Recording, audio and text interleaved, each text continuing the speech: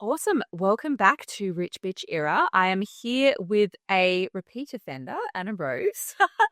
Last time I had you on the podcast, it was many years ago. I looked very different, actually. I was approaching. Kind of say you really do, because then you woke up today, I was like, sis is on a vibe. I looked back at the footage the other day and I was like, geez, I really was very, very close to postpartum. Like I just pushed out a baby. Yeah, And I was brunette. I was like really doing my best to look good, but you never plus I'm in my glow up era now. Yeah. Thank you. But we spoke about some beautiful topics around self-love and, your journey, sex, relationships, money, all of the things. This episode, I want to go a little bit more specific around your business journey and your relationship and journey with money, which you have such a beautiful experience and background on. So for those of you who don't know Anna Rose, firstly, go listen to the first episode because it was brilliant. But secondly, Anna is a businesswoman and entrepreneur. She has 4 businesses that I want to talk through today, which is Dreamhouse Studios, which is the studio here on the Gold Coast that we are sitting in right now. It's an incredible location and venue. Self-Love School, which is what we spoke a lot about last time you were on the podcast. Tor Collective and The Awakened Woman. So she also has her own podcast, Anything Goes, and she's just a downright bad bitch. And I have loved following you for so many years. I'm loving like rich bitch era, bad bitch era. Like, yes. Thank you. I was actually really excited to hear what you were going to say then, because I was like, oh, that's like I don't do intros on my time. I'm like, oh, what is this? Well, look, I really only have people on the podcast who I know personally or I've worked with or I've followed for many years, because then it comes so naturally to me. And also I know for you as the listener, you want to listen to people that I genuinely admire and would want you to learn from. So yeah, I love that. Yeah, I've loved Thank you.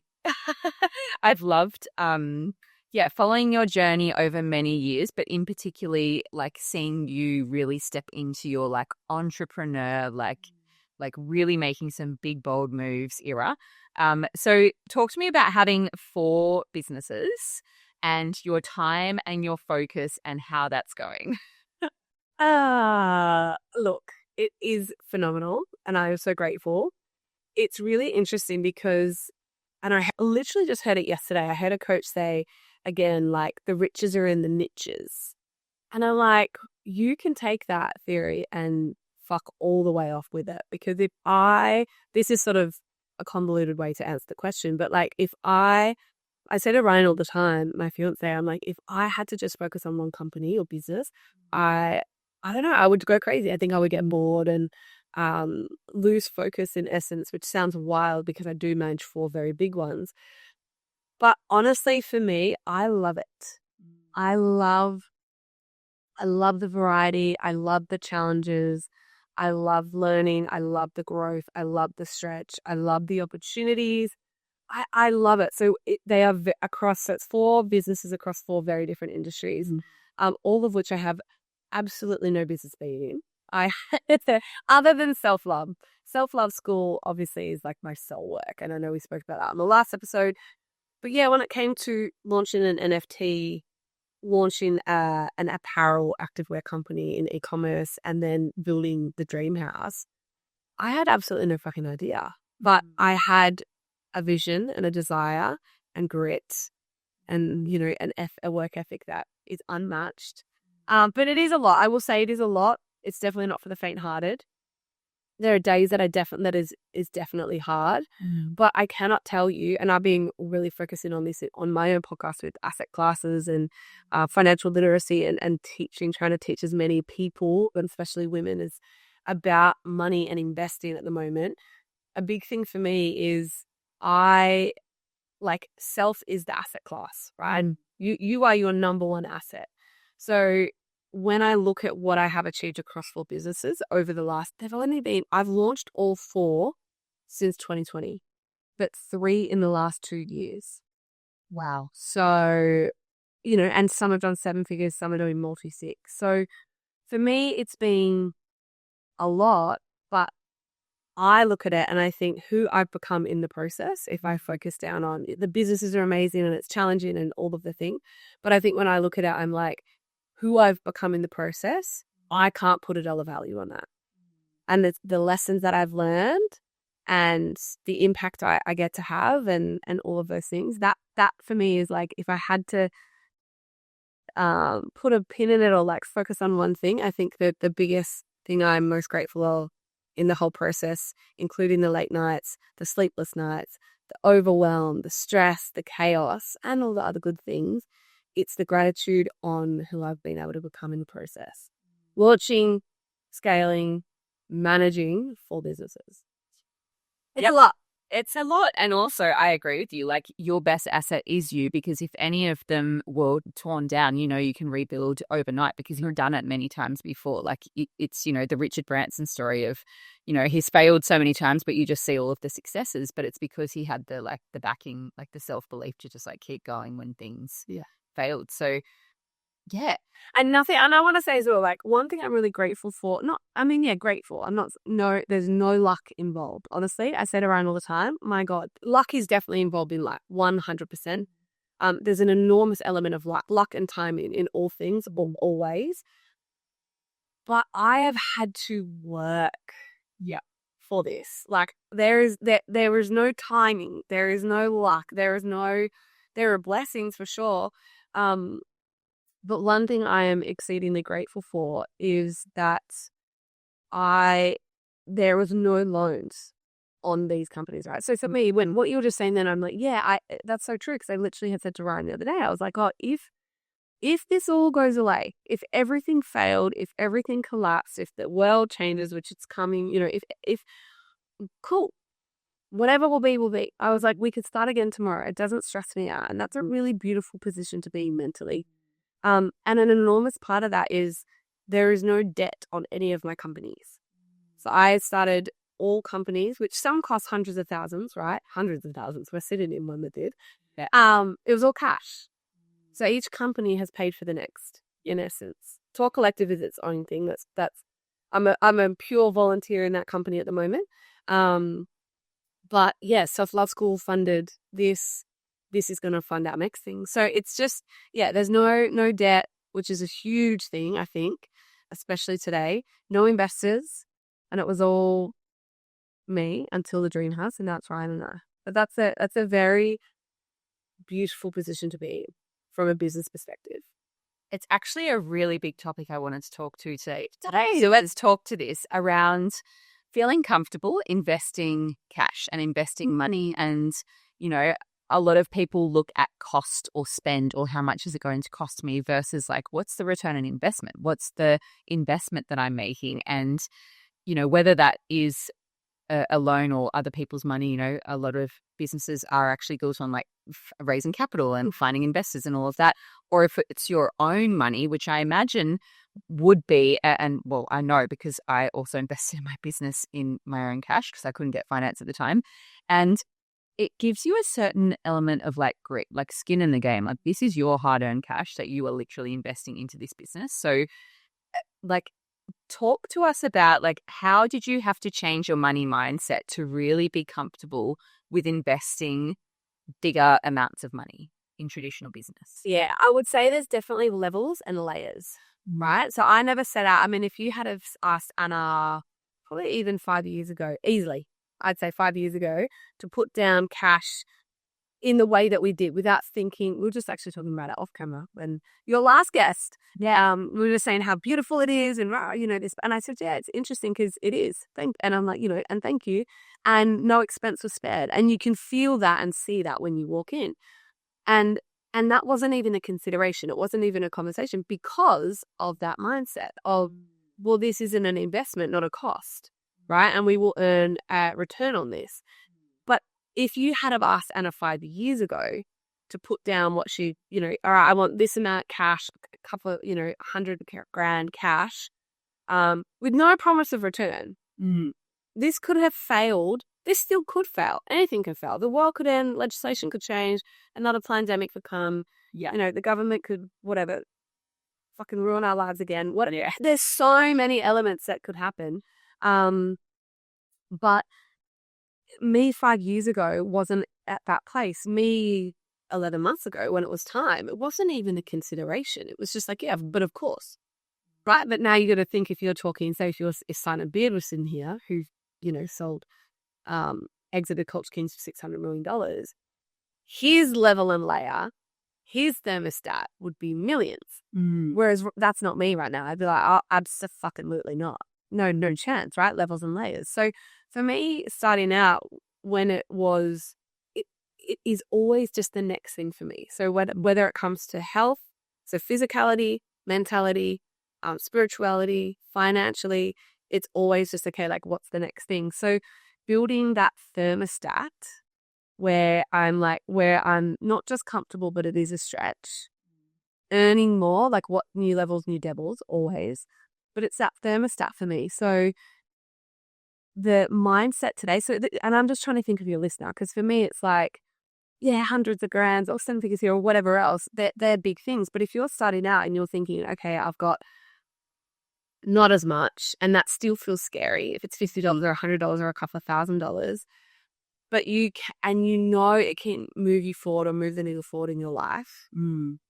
It might feel risky, yes, but what's the move if you don't do it? So for us, when we looked at this, we were like, okay, well, we cannot do it, right? And this goes back to network marketing. So when I started self-love school, so I was in network marketing, live and breathe it. I told that story, love it. Still its biggest ambassadors today. And then I started self-love school. I can literally go through the companies. Then I started self-love school. That investment was only, I think, about 10 grand all up. Five, 10 grand all up, right? Website, filming, content, my time, but obviously that's not paid, in essence, but it is in other ways. So, and at the time, let me tell you, to take money from my network marketing, we were doing very well, but I hadn't done that before. I had never taken a lump sum of money to put into something with no guaranteed return of investment, right? In essence, spots weren't sold, etc. So I took about 5 or 10 grand, and it was a risk, and that felt stretchy for me. Right now, I'll drop that on a group of shares again without even thinking, but that was very stretchy for me then. And I did that, and then I earned 7 figures in that company, which has been amazing and changed thousands of lives. Amazing. The next thing was the Awakened Woman, right? That was about 60K. That cost me from the artist to the tech. So that was about 60 grand all up, all in. And that was stretchy. That was very fucking stretchy. And again, that was a big stretch as well. Now, again, I was still earning, and that was amazing. But to take $60,000 of my cash and go, here you go, in a very risky, spicy industry in essence, right? With no guarantee of return again, felt stretchy. But it was like, okay, it is the next level, right? What got me here is not going to get me there. My mindset, like 5 grand, it requires more of me. It requires that next level. It requires that next stretch. So I did that. And then that earned 7 figures in, a couple of weeks. That was amazing. The next thing was Tour Collective, which was about 100K, right? To begin with, which was an investor loan from myself. That felt stretchy. That felt terrifying. And it was more the risk of, oh my God, this isn't just about me anymore. These are done, because Tour Collective is not just my company, it's a profit share company. So for me, that was the most terrifying. And that was 100K. And then this one was multi-six, but then it was split between us both. So, and it was stretchy. And now the next one, who fucking knows? Yeah. Well, I should want to do it now. So I think, and that will probably be high 6 figures. Yeah. Right. So, and I'm not there yet. I'm not there yet. So it's recognizing now. So this is my point. Would I advise the average punter with a small, that hasn't kind of sunk their teeth into any other business or put skin in the game in a big way like this prior, go from zero to starting something, say, I'm not saying the dream house, but something like this with multi-six figures? Probably not, to be honest. I would sit with you and go, let's hash out maybe a different plan, or let's look at another strategy before that one. But yeah, it's just levels and layers, I think. And the next thing and the next thing and the next thing. And it is about always pushing myself out of my comfort zone. I don't like to be comfortable. Yeah. So that's sort of, if I can give you like the real life exact example of levels and layers, it's that. Yeah, and also like cutting your teeth a bit. Like you've just explained the different like levels and layers of the investment, and also how much of a baseline would have come from network marketing, which also is a very low risk, like easy entry sort of I guess foot into entrepreneurialism, and also all of the skill sets and all of the lessons that you would have learned along the way for many years in that industry that then, was a springboard to bigger things. So what do you think was the biggest set of skills or the biggest skill set that you learned in that industry that has helped you in your journey now? For sure, objections. Yep. For sure, getting 1,000 no's. Mm-hmm. Rejection and objections. Rejection and objections. Yep. You just can't fucking tell me no now. Yeah. Like, you can't, like, tell me no. Cool, I'll find another way. Or tell me no and I'll figure it out. Or tell me no and I'll find someone that will do it. Yeah. And so, yeah, and I used to say this on stages and on calls and in rooms and in like with network marketing, because I had a phenomenal story. I have a phenomenal story. I've earned multi-7 figures in that business. I haven't punched that business for 4.5 years, almost 5 years, and I'm still paid from that business. Yeah. Right. Which is what, and it's not much, but it's, I'm still paid every week. I said this, comes in and then it's invested. So, I did extraordinarily well, and that's not the normal story, but it's possible because I did it. Yeah. And I send people when they go, it's not normal. Yeah, but fuck you, because it's my story. So I tell it. Yeah. So, and the stories that I used to tell when people would go, I want what you have. Okay, well, go and get 200 no's today. Right. And what that you're looking for the yes, you're looking for the person that will say, yes, I want to join your team, or yes, I want to try your products, or yes, I want to build a business. But you're going to get more, 90% of them are going to be, 98% of them are going to be no's. Yeah. And I think in business now, I mean, and I get to see, I sat with billionaires the other day, a billionaire was sitting in that chair that I was interviewing. Right. We're going to get all the. So he earned $70 million in e-commerce, and now, he's putting it all into Bitcoin. But then the billionaire Tony Swantek was the billionaire. He was a 70 deca millionaire. But we were talking about it, and I was like, you cannot, like, I will always find a way. No matter what, in life and business, I will always find a way. And fundamentally that has come, and I'm so grateful for it, from network marketing. And another thing that it taught me that I'm so grateful for, that it is one of the most valuable skills that I have learned, is not giving a fuck about what people think about me. Not giving a fuck. Like, have an opinion, and that's your business. It's got nothing to do with me. I know who I am. I know what I'm doing. I know where I'm going. I know what I want. And you can come at me, hate me, criticize me, whatever. Love me. And I don't care. With love, like with respect. But it's like, because network marketing was the most misunderstood the most misunderstood industries in the world.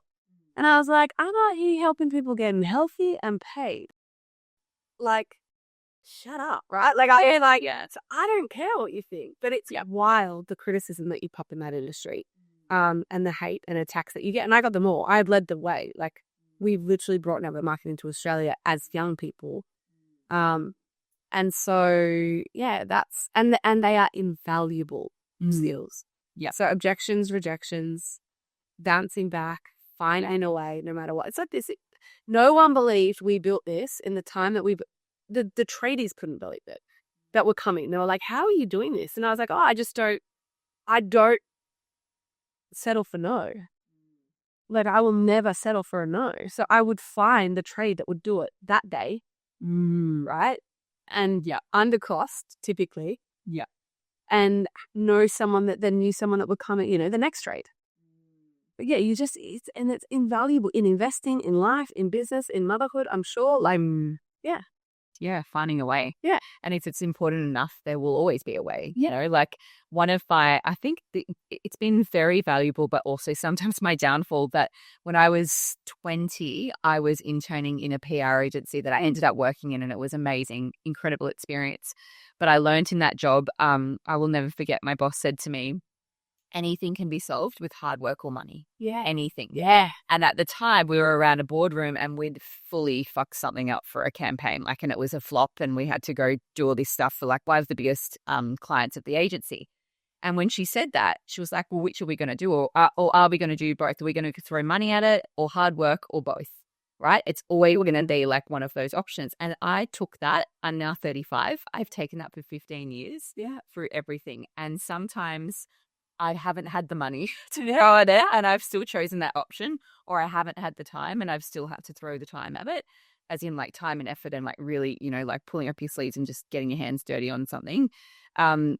But it is actually true that even down to relationships, marriages, like, everything, it's like you either got to put the effort in or you got to pay for extra support or to fix the problem or whatever it is. So, yeah, I mean, it sounds like that's resonating, isn't it? It's so true. I'm like smiling my face off because I am entering a motherhood era, like where I in IVF and said, and we're in a amazing detox protocol right now.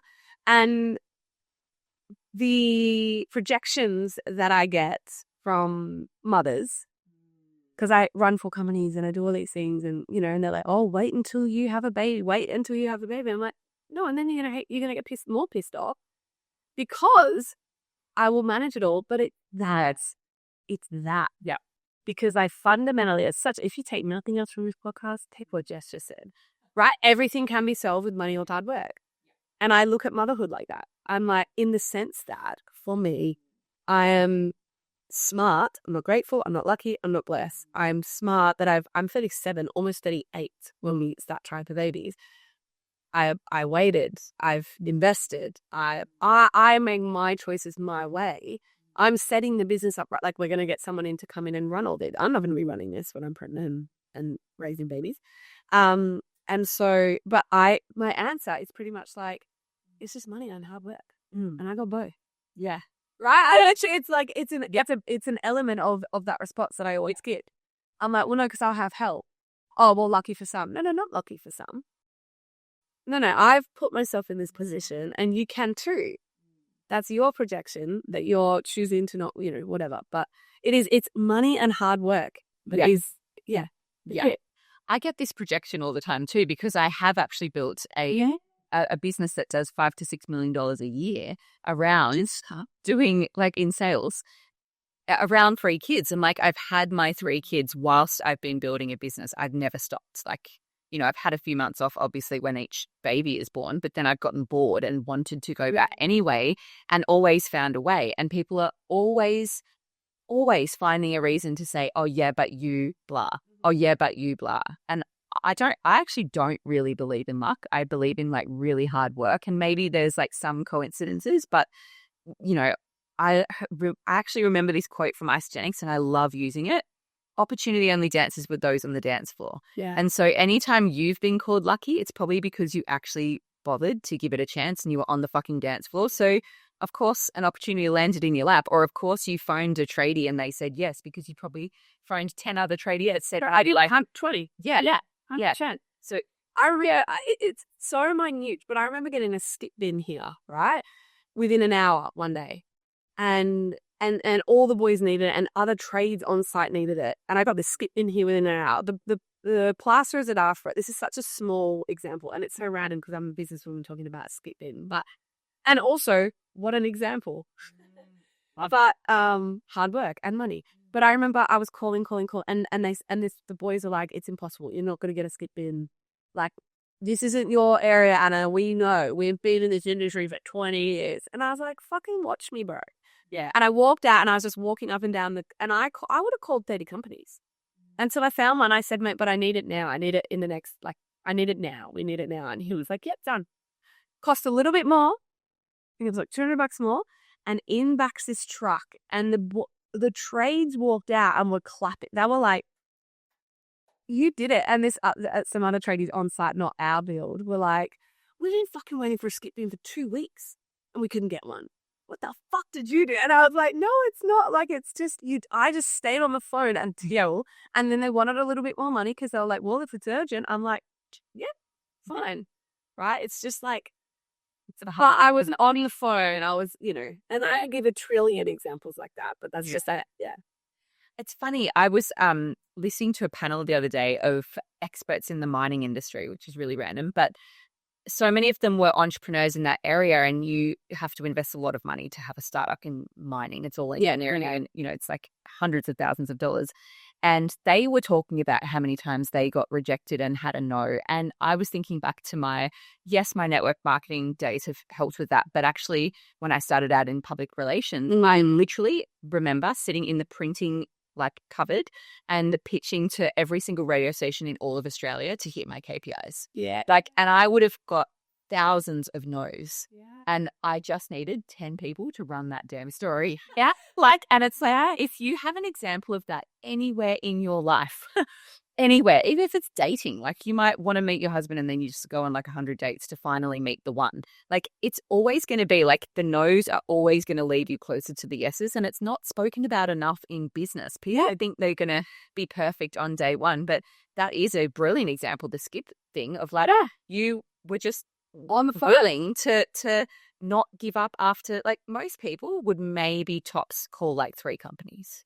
3 or 4, maybe 5 companies, and then be like, oh yeah, they're probably right because they know the industry. They're probably right because they're the expert in the field. Yeah. And take that as the like final answer instead of going, well, cool, that's great that you think that, but I'm going to go find out myself. Like that's what you've always been like. Yeah. But you did also say, I actually remember saying to Mick his name, Mick, that's a fancy Mick, but I don't receive that.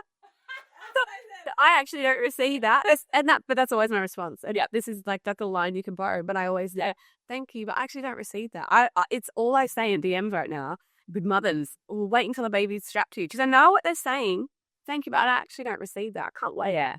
Yeah. Like, stay tuned. Stay pressed, friends. Yeah. Stay pressed, because it's also their own projection. It could be, it's your experience, firstly. Like, what right does anyone have to project their own experience on you? It's your experience.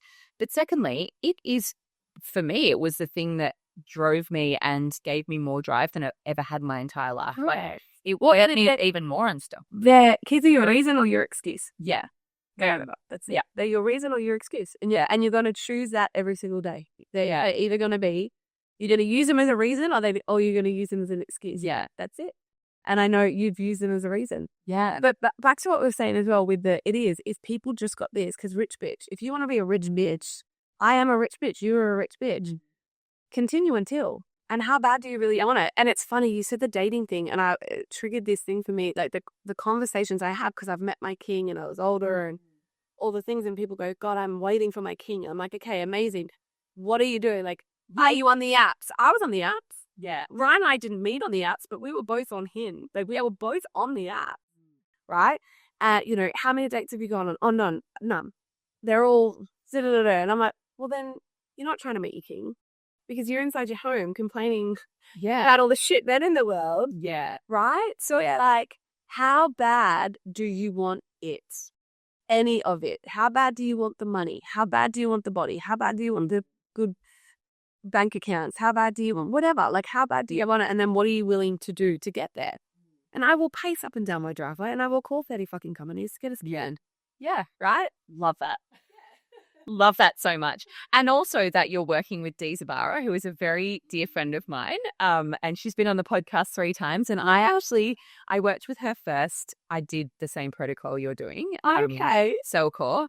After my first or second child, can't remember, one of them, I did Cellcore to then donate eggs to a friend of mine. So as a donor, and I wanted to do it so that my eggs were really good quality. I'm sure they were fine, but I was just like really nervous that I would like donate those eggs. I don't know why. I'm just thinking back now, it's so unreasonable. Like, I was a healthy young woman when I did it, but I did it first then, and then I worked with her to basically fall pregnant naturally after IVF as well. So this is, so she's amazing at what she does. And also when you were talking about that, I was like, thinking back to my own journey of working really closely with Dee and investing a lot into my health, you always can, like, if you ever wonder about your values, you can see it in your calendar or your bank account. Like, what is important to you is always there. And so it's beautiful to see that. like obviously for you, it's really important to start a family right now. And, let's talk about investing in that, because you could have just willy-nilly been like, let's just try, let's see how we go. But you were very strategic. You were like, no, let's do it. Let's do IVF. Let's invest in D. Let's get all the support. Let's like do this and like really invest the time and effort into it. What was the thought process behind that?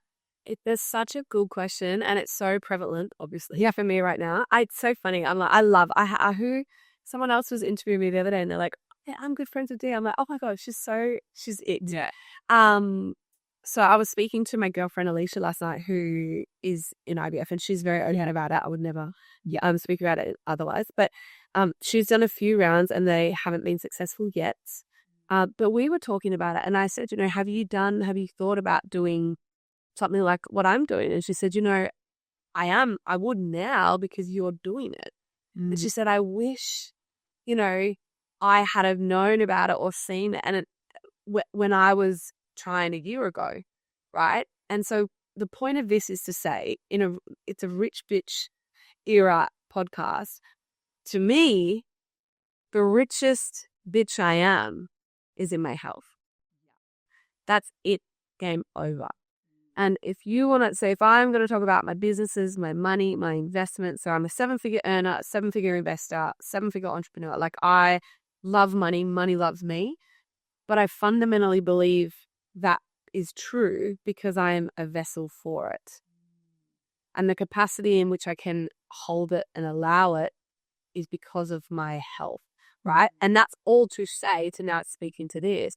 When we were given the bingo card of your only option now is IVF, and it's Ryan had a vasectomy 8 years ago. He had it reversed. It was unsuccessful. He had it reversed again. It was unsuccessful again. Scar tissue. So it's closing the bad's death. And so really powerfully as well, I'm a healthy young woman, right? I am a healthy young woman. I had all the tests and stuff, and they were like, yep, you are perfect, perfect, perfect. It's all great. It's amazing. And I was like, okay, amazing.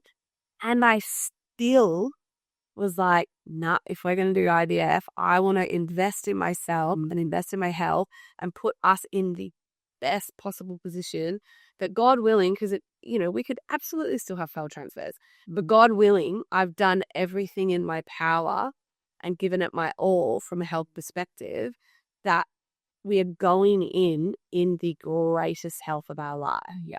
And that's what we did. And that's how I found Dee. I was looking for a natural fertility expert. And she was like, you were a bit of an exception to the rule and an anomaly. Usually I have women on a call that have had multiple failed rounds of IVF and then an unexplained infertility, and then they come to me and then I can heal them and then they're successful. That was me. Yeah. I was like, oh, no. I want to, I'm the gal that's going to go invest in her health. And she said, it is an investment. D is an investment. It costs a whack of money. It was pretty much like what it will cost us to do an IVF transfer. And we could have done that. We're ready to do that. And still the importance and power of a foundation for me. And really that even goes back to what I was saying, layers and levels, right? Before I have a child. And I was thinking even longer term, I was thinking, okay, well, I'm healthy. We're so healthy, right? But I was like, okay, but then I'm going to carry this baby and my genetics are going to get passed on to this baby. And then that, if it's a girl, her eggs are going to be growing in my, there was just so much, everything that's passed through the umbilical cord. There was just so many things. My postpartum. I am a woman that knows that I'm going to be a mother and I'm going to be a bad bitch. I'm going to be an entrepreneur. I'm not going to be a stay-at-home. And I love if you are. I think it's the most beautiful thing in the entire world. That's just not me though.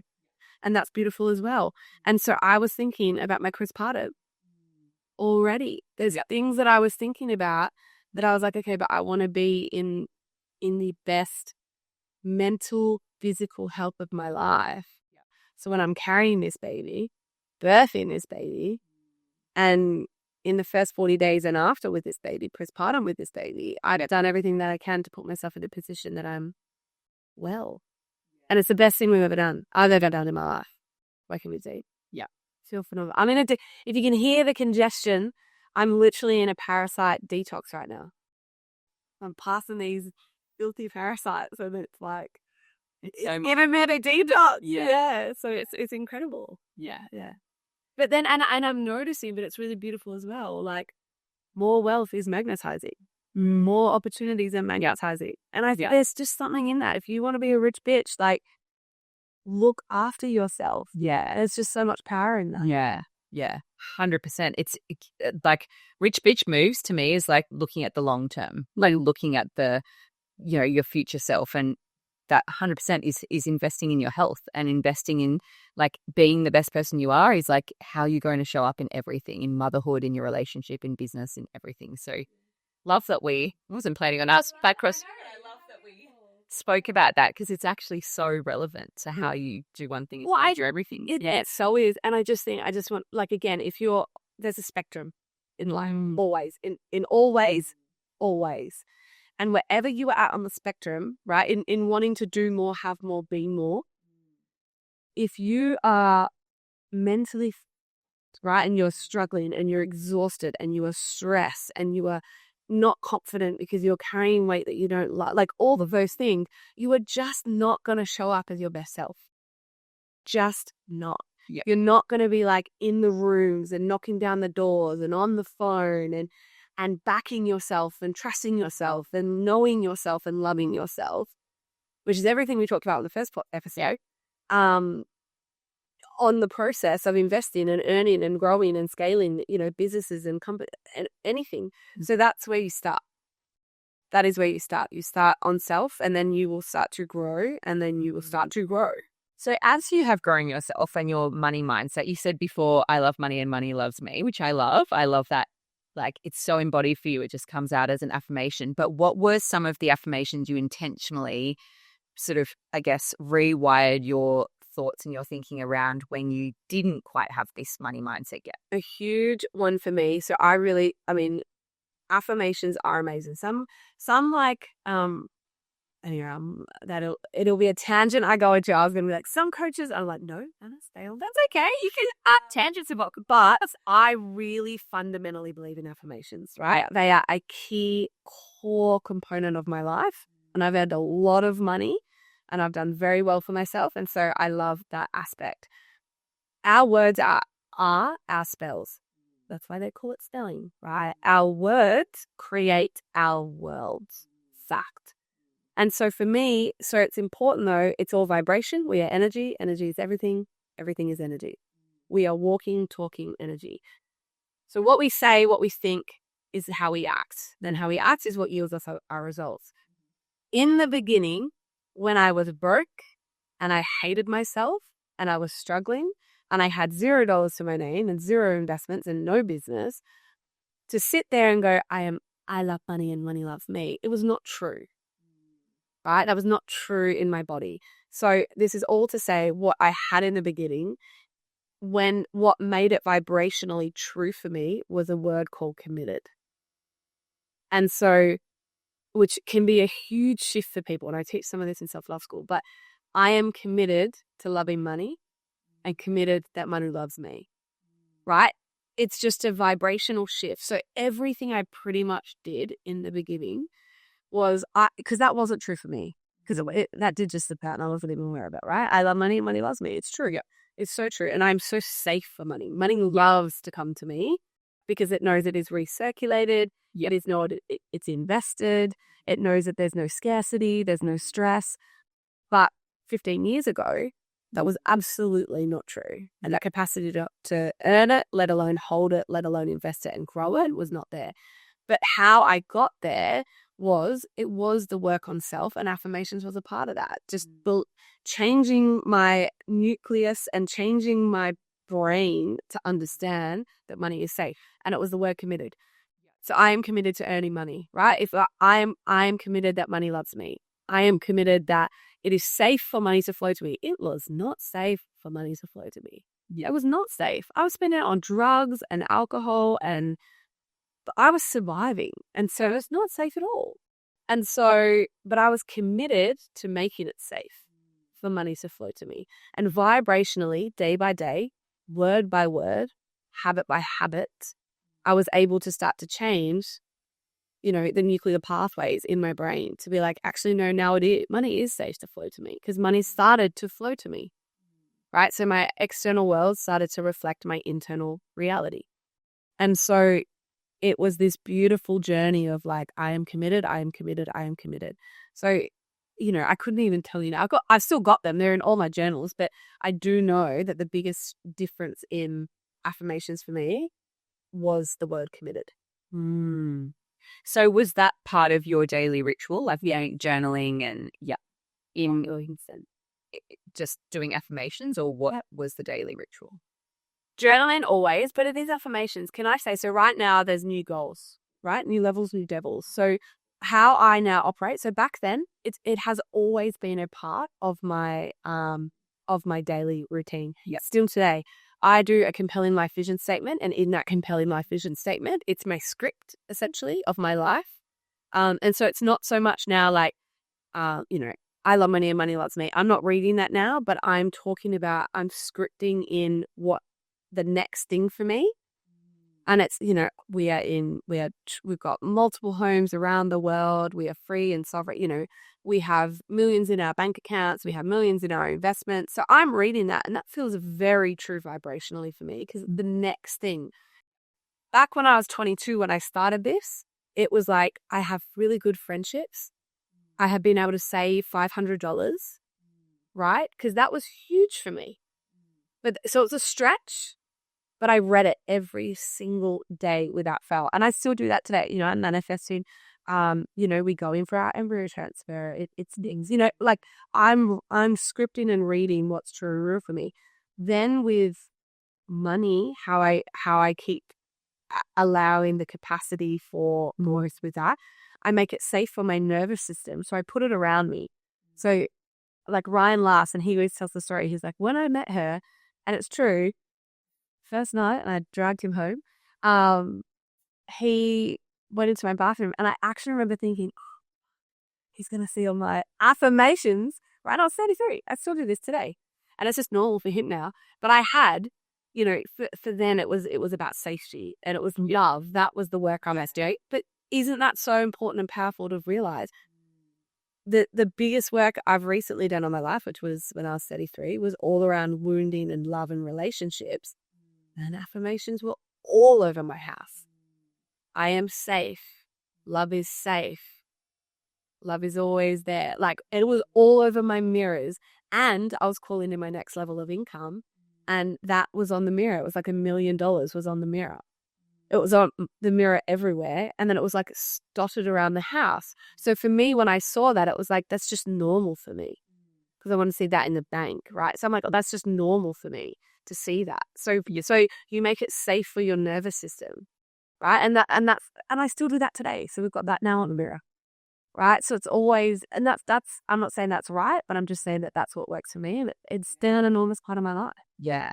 So yes, scripting, affirmations, and then the income that I'm going for next, I put that around the house, and it's a stretch. But I put it everywhere so I see it. It's on my computer and it's in the mirror. So I see it, and I'm like, oh yeah, that's normal. So when it happens, it's like, but of course, I've seen that every day for a year, or I've seen that every day it's just so normal and safe for my nervous system. And as you're getting there, it feels so normal and safe, because it's like, this is all amazing, but this is like fodder. I'm going there. So it just feels so safe to hold and so safe to come in, because it's like, well, I know where I'm going, and you hit that. Yeah, okay, the next one. What was Ryan's reaction? Has he told you? Do you know what? He says, we'd have to get him on the mic. I've never specifically, but he's told the story on my episode with me, I think. And he said, he just walked in and went, that's different. Like, this girl's different. Yeah. So it's very like, nothing wild, but it was just like, And he's like, I was very curious. Yeah. And I never unpacked it. Like, I didn't go, oh, I'm really sorry. Of course, I never fucking would. Like, oh, I'm sorry about that. I'd be like, you're welcome. Just about the vortex of energy of me in my home. But no, I didn't come out and apologize. Like, oh, that's just mine. No. I was like, it just is. Yeah, yeah. Nah, he just was like, this girl's different, which kept him around, and put it around my head now. So. It's so interesting. The first night my husband came home with me, I had a property magazine. I was 20 and at uni and broke as anything. Like literally, like I was so skinny because I couldn't even afford to eat 3 meals a day. As I moved to Sydney, I was working 3 jobs, moved 5 hours away from home, and had a property magazine on my bedside table. So he thought it was a joke. He literally, this only came out. We've been together for 15 years, and this came out last year. He thought that I had put the property magazine there to look smart. Like it looked like I had my shit together. Yeah. And I was like, and obviously, You were manifesting. he knew that, yeah, I was manifesting. And I was also reading about all of these people that had bought properties because I wanted to buy a property. And we ended up buying property together in Sydney before we were even engaged or anything. Like it was a really big goal of mine. But I was just interested to hear if he was like on board with that or yeah. So massive. Yeah, there was also, you know, I remember I just mind mapped my whole brain onto the wall in the lounge room. Like the whole infrastructure, which didn't exist. Tor Collective didn't exist. Tor did, like the Awaken Woman. So the NFT existed, Self-Love School existed, the podcast existed. But like, I was like, you know, I also run retreats. I also have a monthly mastermind. Like, there's even more to me, right? So yeah, I had mapped out this, I want to write a book. So I'd mapped out this like infrastructure on the wall, which was huge, like just paper. I looked like a mad scientist.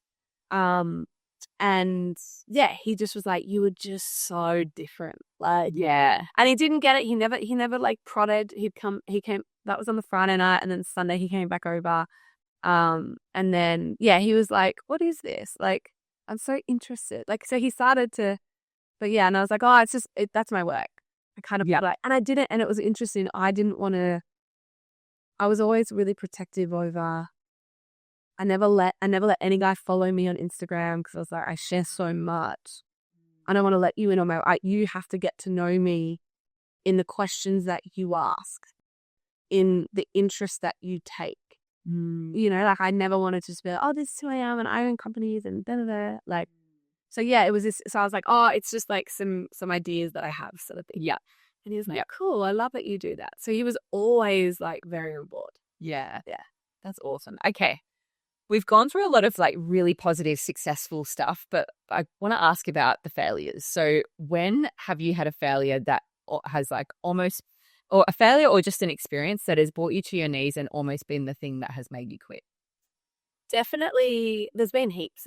There are so many micro failures every day, like every day in every way. There's little failures. And the only reason why I have success is because I've failed more than most.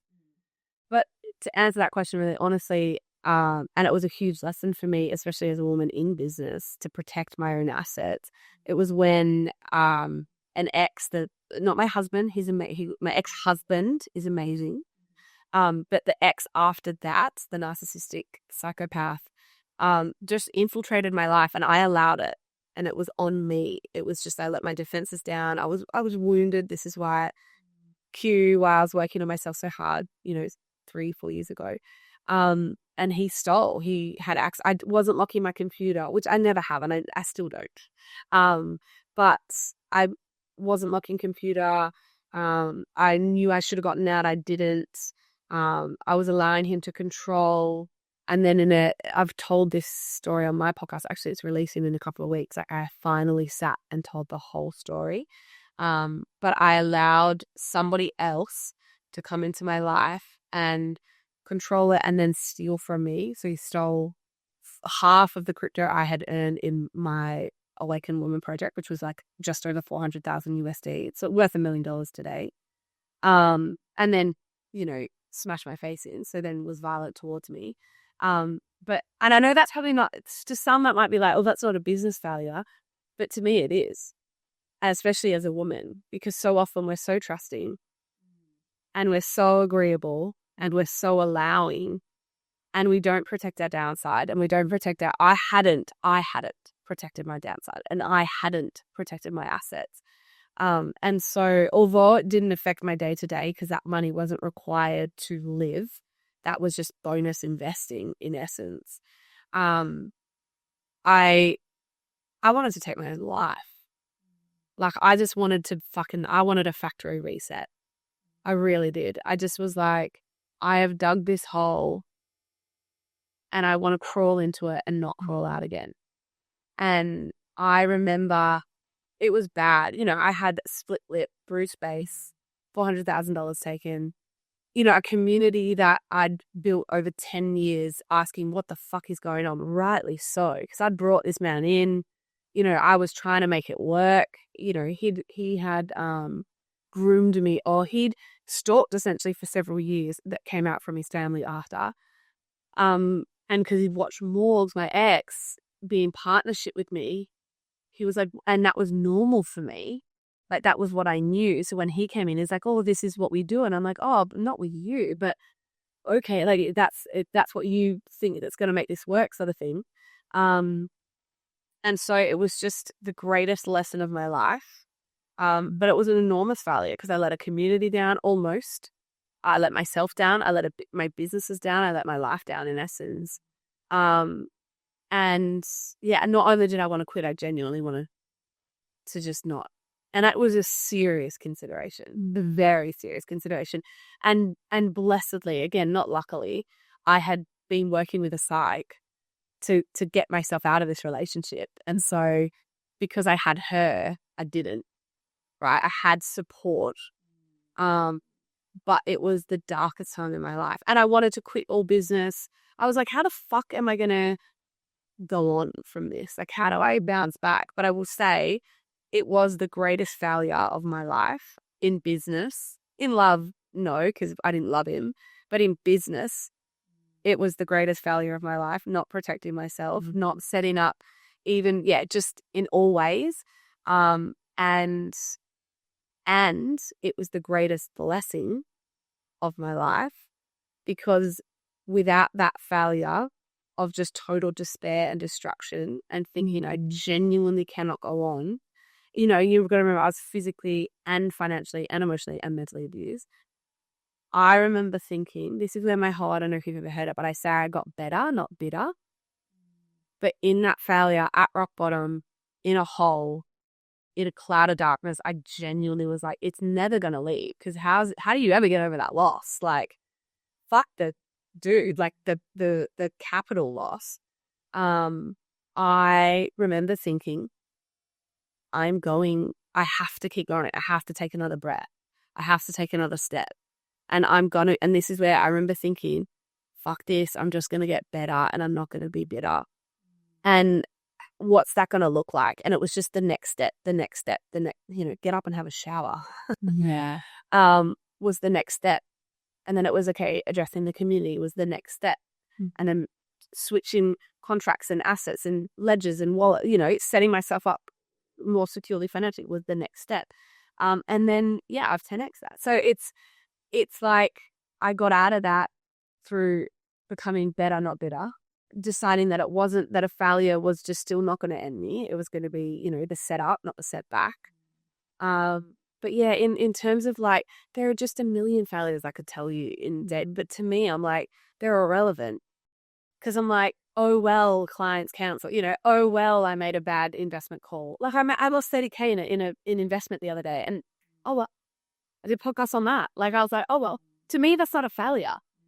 And that it's hard. That question, actually, I got asked to speak recently at this big event, but it was called Fuck Ups or something. And I'm like, other than that, in business, I don't look at it like failure. I look at it like lessons. Yeah. So I genuinely can't sit here and go, oh, I made this. And there would be, oh my God, there would be so many calls.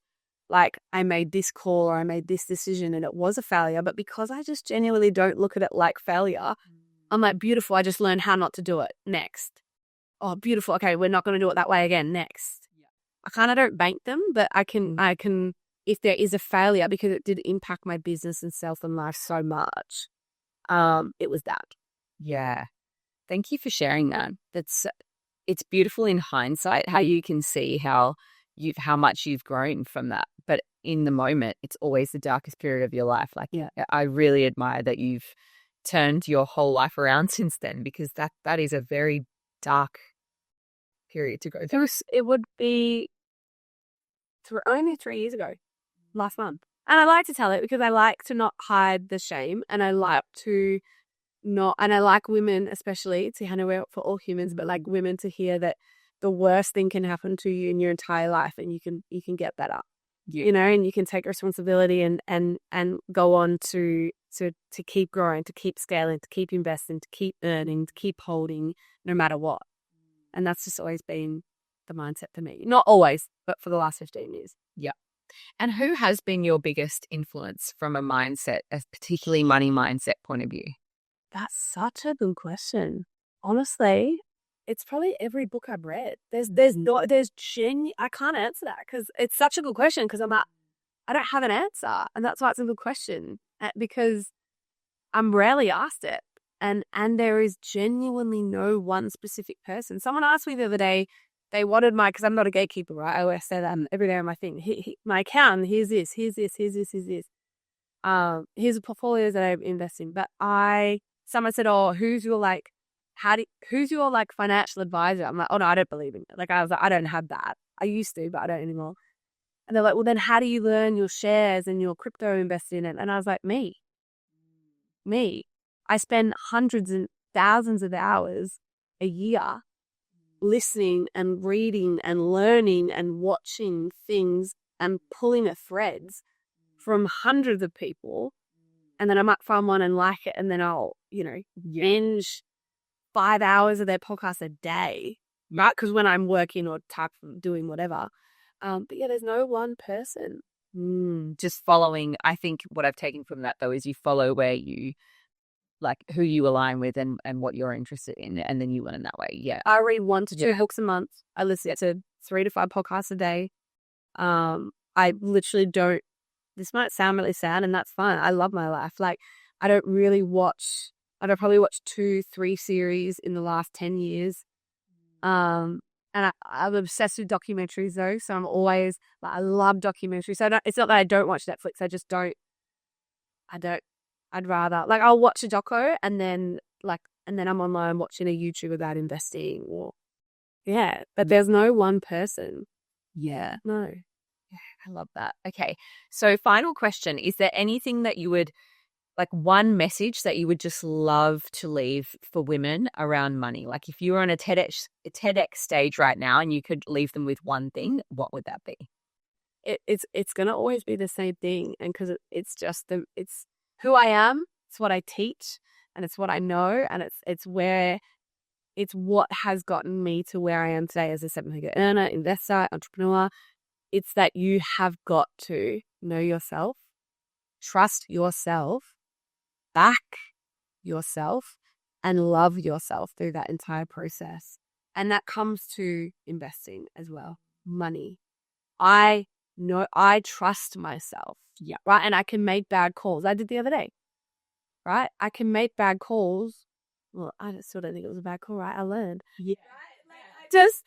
You can make bad calls. You can get knocked down. You can be told no. You can get rejected. But when you know yourself and you trust yourself and you back yourself and you love yourself and you love yourself through the process, you are fucking unstoppable. You are impervious.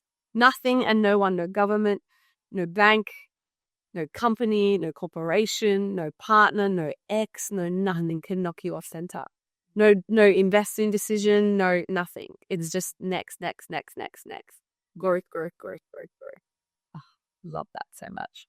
Thank you so much for joining. I'm assuming that if anyone wants to digest more of your wisdom, your offerings, they would head to your Instagram. Yeah, just come find me on Insta. Everything is there. All the companies, my portfolio, I was going to say. No, my podcast. Yeah, amazing. And your portfolio. Yeah. It's not yet.